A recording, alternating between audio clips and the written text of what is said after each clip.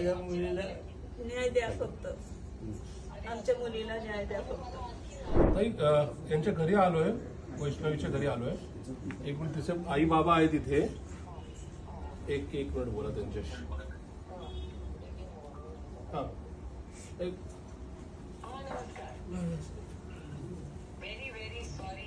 मला मी मनापासून काय बोलू एका आई वडिलांना असा मला प्रश्न पडतो.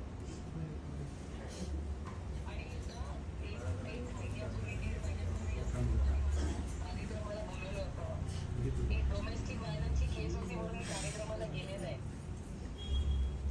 तुमची मागची केस दाखल होती ना, त्याच्यामुळे ताई गेल्या नाही.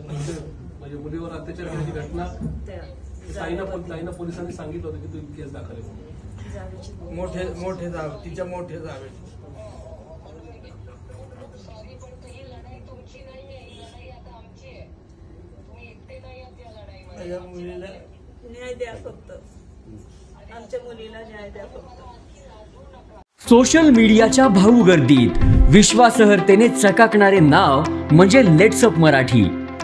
सगळ्यांना, सगळ्या नागरिकांना ती स्पीच, ती लेट्सअप वरील मुलाखती म्हणजे विचारांचा खजिना. त्यानंतरच्या निवडणुकीमध्ये मला सोडून गेले. बातम्या केवळ वस्तुस्थिती सांगणाऱ्या, न प्रोपगंडा, फक्त जनतेचा अजेंडा.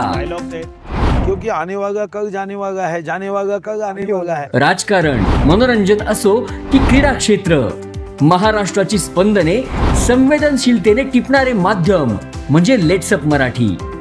जगासोबत एक पाऊल पुढे राहण्यासाठी लेट्सअपचे ॲप, सोशल मीडिया आणि वेबसाईट सोबत कनेक्टेड रहा.